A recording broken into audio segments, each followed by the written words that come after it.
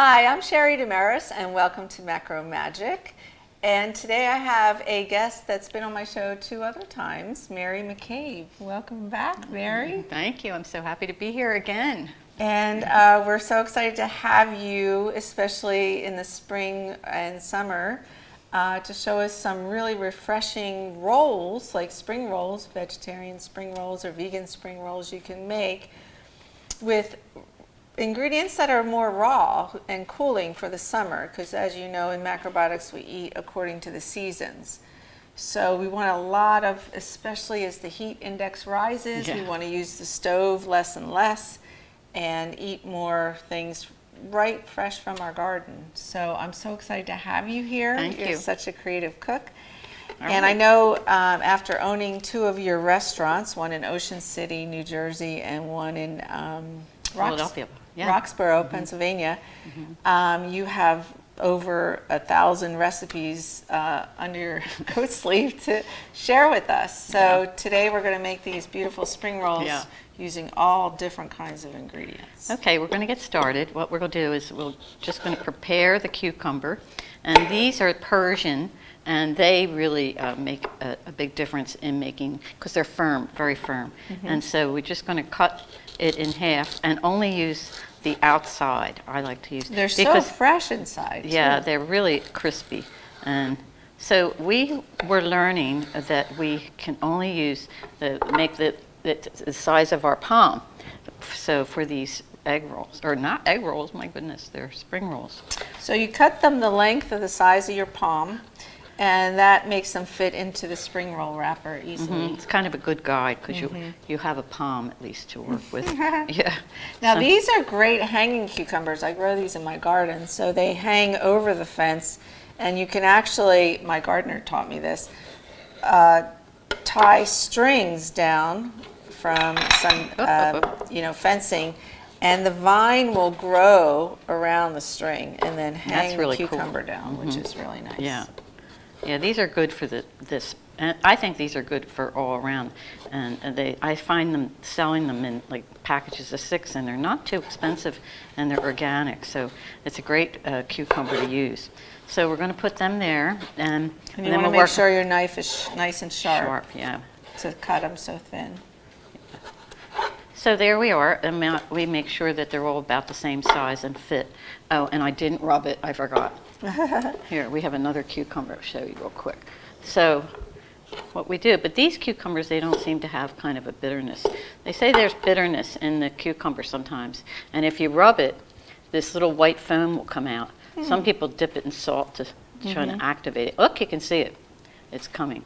So that's the bitterness coming out. Yeah. So sometimes cucumbers can be bitter, and this way you can make sure that it takes it out and makes them sweet again. So that is what you do. And I forgot to do it on the first one. So here we go. We're going to put this aside, and we'll do our carrot and get that ready. And we have them ready. Hopefully are all organic. Yeah. So what I did is I peeled it first, and so much easier to use one of these and just peel it down and just keep going all the way around.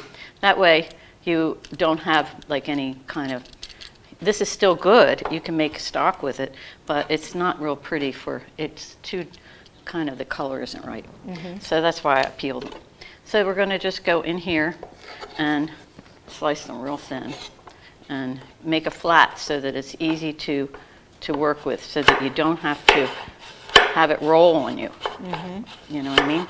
So I know when you're teaching knife skills too, you need to keep your left hand like a claw so you don't chop off your finger sometimes too easily. I found I would burn myself more than cut myself in the kitchen. It was easier to burn. So what are the ingredients that you're going to use for the spring rolls? Okay, we have carrots and red cabbage and some regular cabbage we have here, and the mung bean sprouts, and we also have cilantro and mint, and this is just going to be a garnish, the radicchio. I tried it in using it for the color, but it's very bitter, and so it's not necessarily the best it's a beautiful garnish and beautiful color, but you have to be careful how you use it because it will ruin the taste. Yeah. And it's heavy too. Yeah, it's kind of chewy. It's not as So thin. what we'll do is we'll put this aside, and we also have avocado. So. Which I love. My favorite is avocado and And chickpeas chickpea. She in likes these chickpea. rolls. So then the chickpeas start falling out, these little round things. So you're you- going to take this, this is the You wanna rice show paper. the package? Yeah, I will. This is the rice paper, and it doesn't need to be in there long. I found when I put it in too long, it makes it fall apart real fast. So you can dip it in cold water or warm water. Yeah, some people say warm water, you know, but I find that it works really well with cold water. So And they're actually made with rice, right? The yeah, wrappers? the rice starch, they say. Yeah, you Okay. can see on the back. Here's the ingredients. So this one has rice flour, tapioca flour, water, and salt. So it's still, could probably use another second. But it doesn't take long for it to get moist. And this is it's very something tricky. kids love doing. So So we're going to start with the cabbage and make it like a little curl. That's your base. And then we can put some scallions and some of the carrot. And then we have, also we have the mung beans. And you can play with it. You know, some people might not like some of the ingredients, so you just work around it, especially for the children. You don't want too strong a taste for them because then they won't eat it. And then I have my carrot. And so now we have cilantro. I have one friend, Mare, who feeds her 2-year-old, and he'll just put the rice noodles in the wrapper and dip it in soy sauce. That's all he wants. Yeah. So you have a lot of the herbs. We have Creative. mint from the garden and the cilantro from the garden. And we also have this shiso. Oh, it's This is beautiful. green shiso. And it's such a beautiful leaf. See that? Oh, And I just picked that this morning. And it has a wonderful flavor. Oftentimes when you're at a sushi restaurant, you'll see this will be a garnish on your plate. And it's just fabulous with sushi, but it's also fabulous with the spring rolls. So we'll put a It's little got of a the- great taste. really for wonderful. salads. It's really, and then this is the purple shiso, and it's a beef steak, they call it, and perilla has many names, and it's Verillion. What do we do? It grows so well. It grows in my driveway. I mean, you can't stop it from growing, but it's wonderful food, and it is becoming more popular now for a lot of the like culinary interesting things. So here we also have, are we missing something? Yeah, we have, these are the little rice vermicelli. We'll put a little of them on top. And you boil these for how long in water? Like 10 minutes, and then you have to drain them and rinse them. And then we have tofu here. This is the cooked tofu. First I fried it and then simmered it in a like a soy sauce and a little bit of oil. And so these are how I made them to start. And these you can use in sandwiches, salads. yeah, it's just been lightly boiled and then simmered with soy sauce. They're So so it's not, you delicious. never want to boil your soy sauce because it just ruins the amino acid, like the whole point of it being a live food. And there's many studies out now. Neil Barnard, who's been on my show, has talked about the benefits of tofu, even if you have cancer. So processed soy, they say still stay away from, but tofu, tempeh, natto, miso, all great ingredients for anyone trying to heal a disease. Yeah, it's full of fermentation and probiotics, and it's the best builder for our immune system, which is so important these days with our microbiome, which everyone's talking about. And fermented foods are now becoming very popular. So there we are. It's We have a nice beautiful. little one, and it's a little tricky. You know, you can make them tighter, and then And we'll this slice one them you up. did, which yeah, was beautiful. I put the flowers in, Oh, so really? you can use the nasturtium and all your edible flowers. So I just picked them off and put them on the top on the last roll. So we'll do one of them too, something like that. Gorgeous. Try different things for it. Yeah. And the nice thing about these rolls, because I make them a lot in the heat, you can stir fry the vegetables beforehand, or you can eat them raw. So you can eat them in the wintertime and just cook more of the ingredients inside. Yeah, it's really, this is a wonderful summer meal because there's no cooking involved, although I did cook the tofu ahead. But you can do that maybe early in the morning. These hot days can be unbearable, and you just don't want to turn your stove on, because look how long it takes for the stove to calm down and cool off. You think, oh, my stove's still on, and it's been 10-15 minutes and it's still hot. And all that heat, you retain in your body, so it's good. Yeah, this is great because everything is raw, but it's also refreshingly raw, and it's a wonderful meal. But we do have the peanut sauce, and the peanut sauce here is not cooked either. You don't have to cook it. So you can make that ahead too without even cooking it. And it'll keep in the refrigerator for maybe a week, maybe more. So how do you make the peanut sauce? This one, the recipe is you take about 1/3 cup of the peanut butter, and I used the organic peanut butter and no unsweetened. And it can have a little salt if you want, but sometimes it's nice not to have the salt because I don't know the quality of the salt. So then we put, it's an easy recipe. It's like 2 tablespoons. I used maple syrup. You could use rice syrup. Some people use sugar. I don't really want to use the sugar. So, or barley malt would be good, And let's see. So then it's 2 tablespoons of that, 2 tablespoons of soy sauce, shoyu. And if somebody is vegan, can't eat any wheat, then they can use the tamari, right? And then also toasted sesame oil is just 1 teaspoon of that, or tablespoon, and then rice vinegar, 2 tablespoons of that.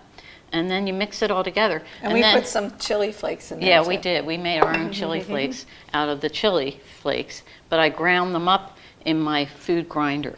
And so it makes it a little spicy. And so then I'm just going to add the peanuts, crushed peanuts, and you could also add your crushed peanuts to your whole spring roll. But it's kind of fun to have it in the dip.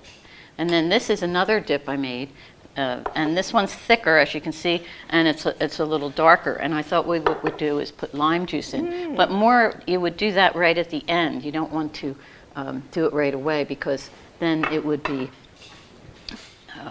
the lime juice will start to sour a little bit, and it'll ruin it. Okay.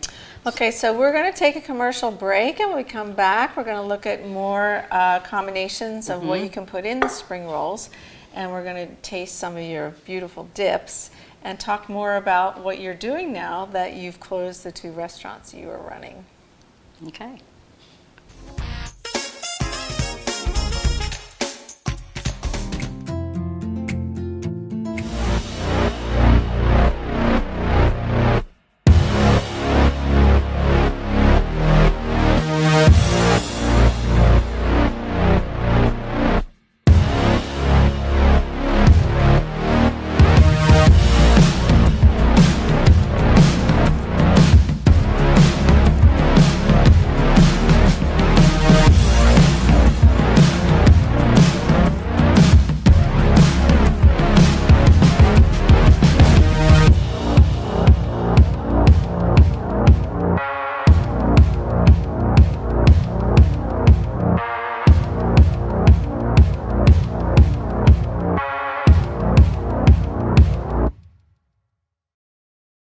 So, I'm kind of new here, but I've noticed a trend.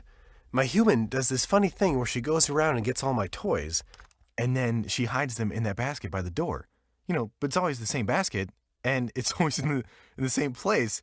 And then she acts so surprised when I find them, but, she's putting them in the same basket. Again. It's like, hello, that's where you put it last time. You were the worst at hide and go seek.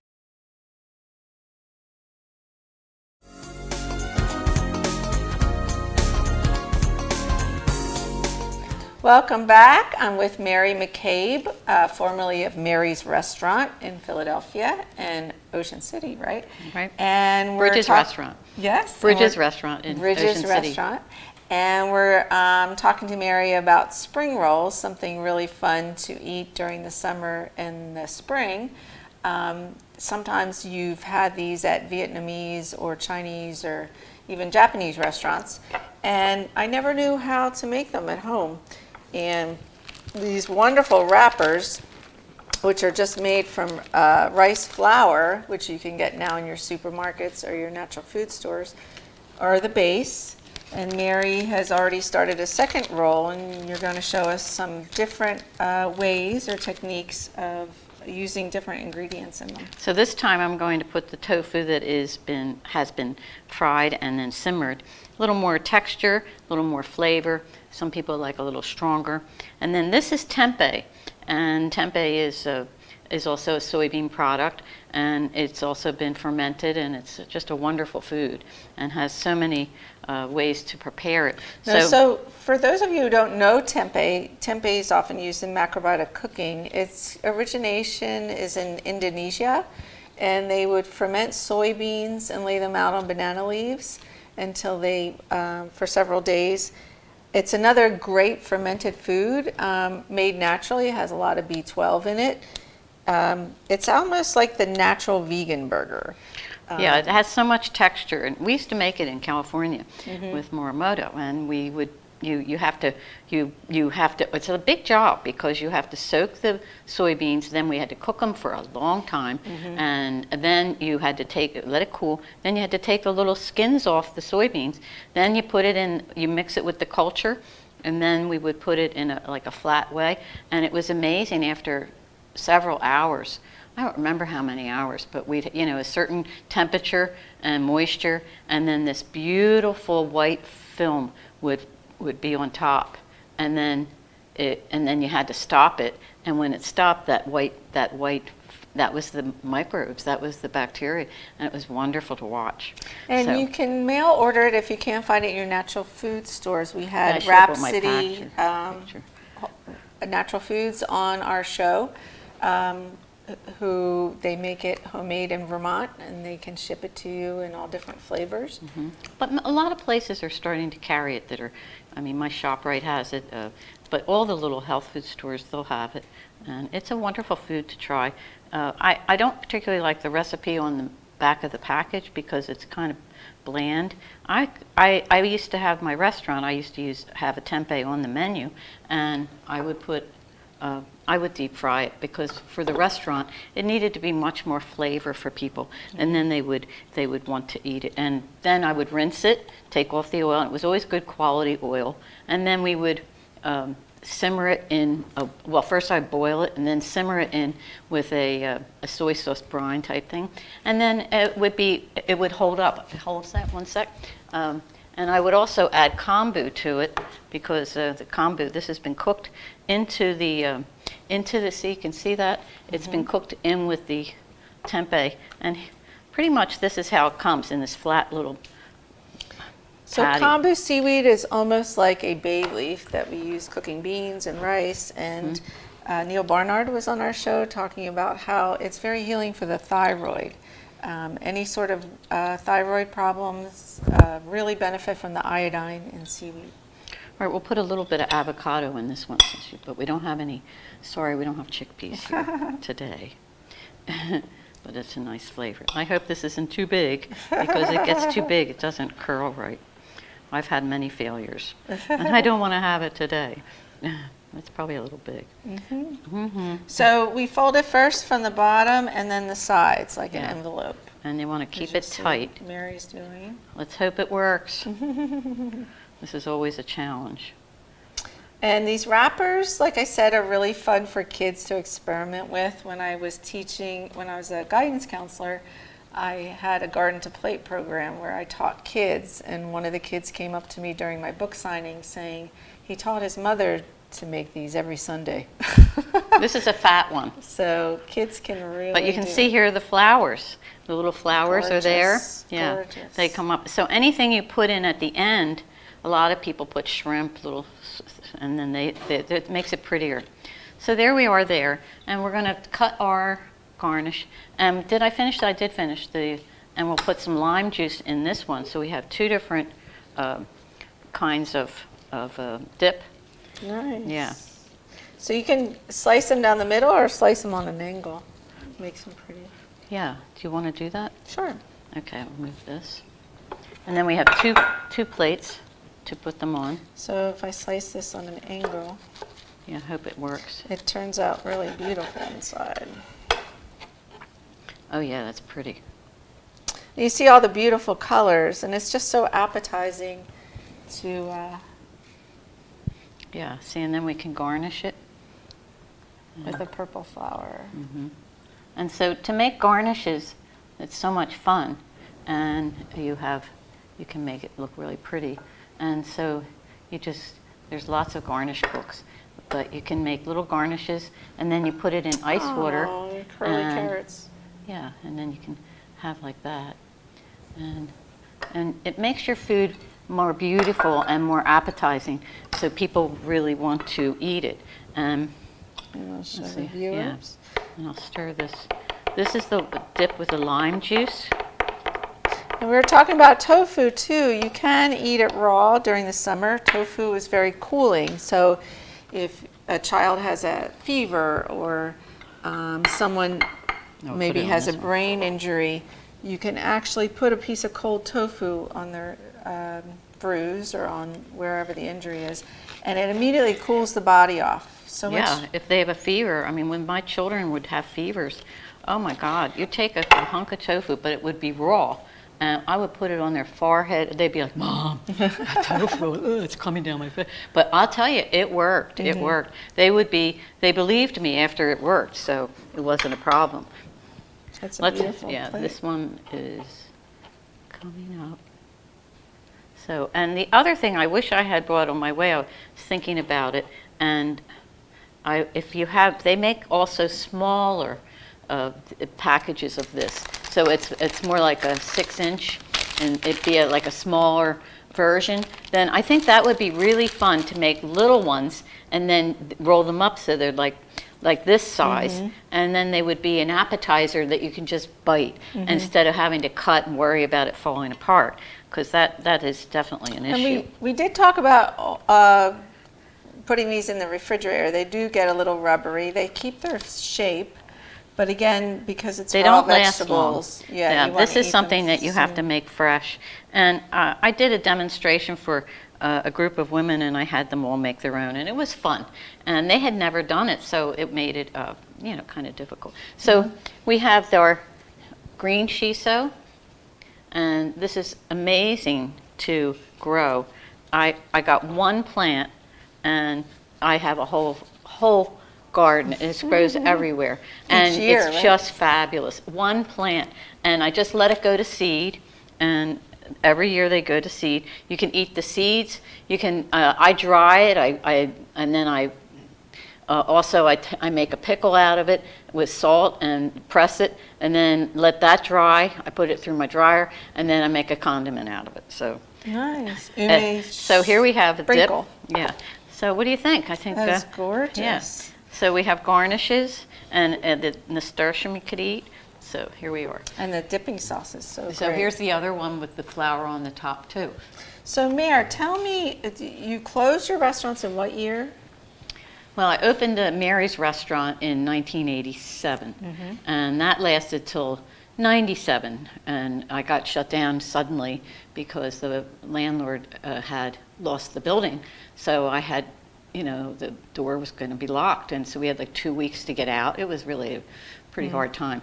But then we opened Bridges in Ocean City, and that was a big challenge because that was a beautiful on huge the property bay. right on the bay, and it was a mortgage beyond belief. And but we ended up. It was a great challenge, and we finally had to let it go because Ocean City's a dry town, so you really don't make a lot of money on food. If you make 30%, they say, you're lucky. And it was hard, and we only had.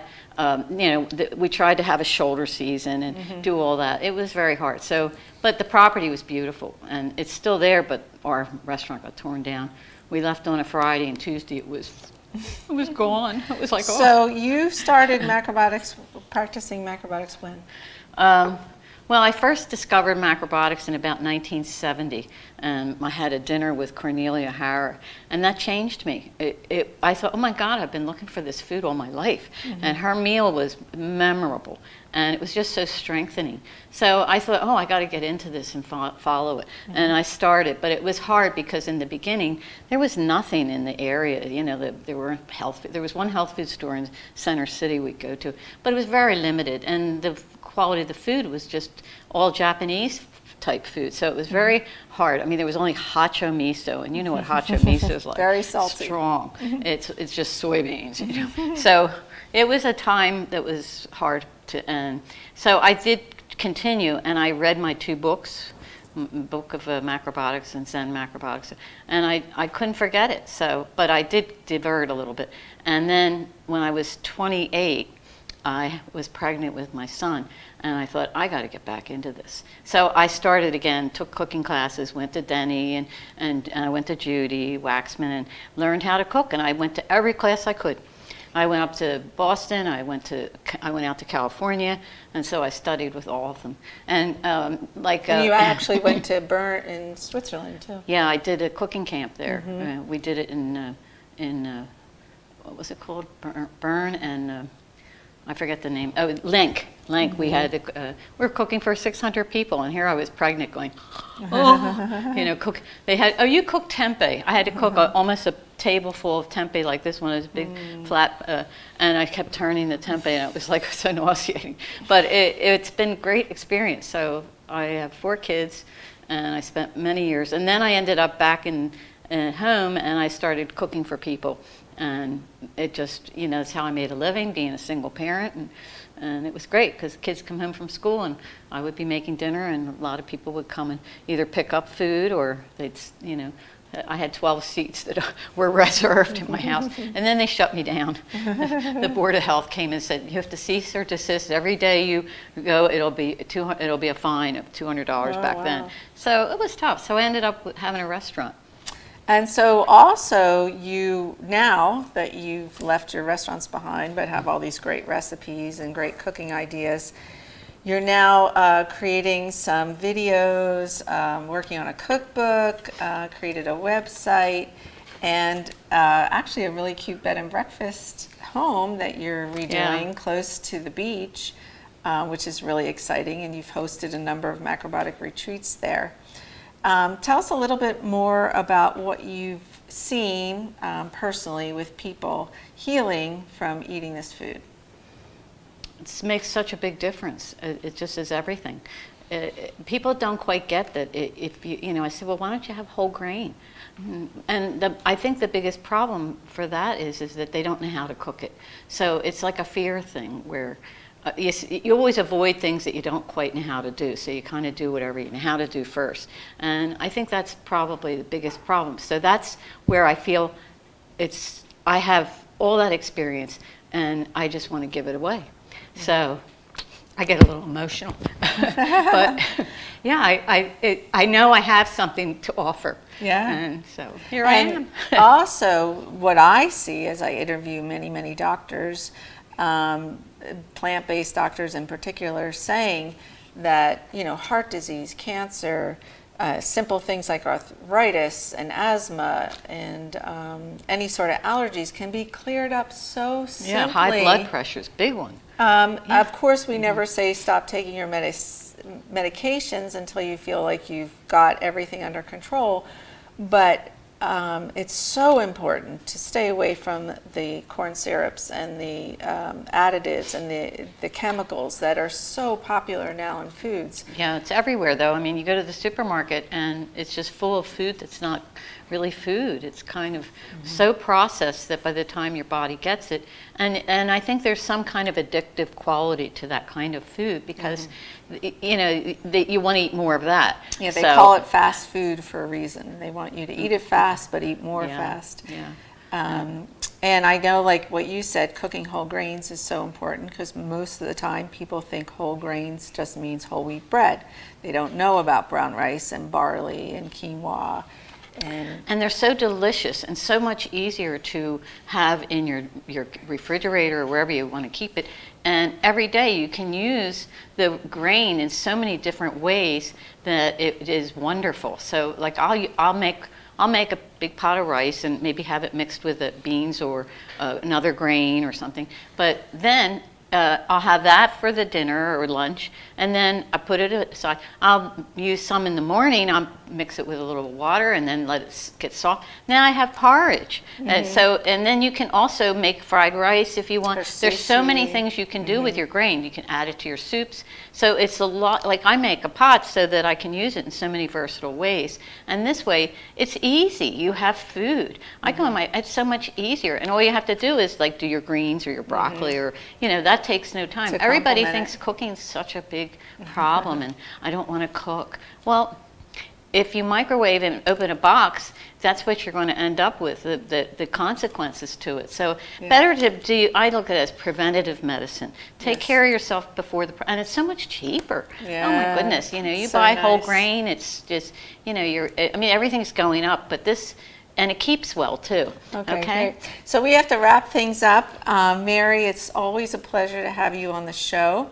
We're going to come to your new bed and breakfast and have a bowl of porridge. I know that you grind it personally. You do. You had it this morning. It was so good. We had our fresh cornmeal. And we're going to enjoy some of these beautiful spring rolls, and we hope to have you back soon. Oh, thank you. So thank you so much My for being pleasure, on the show. Yeah, And make thank sure, you. everyone, to join us for another episode of Macro Magic.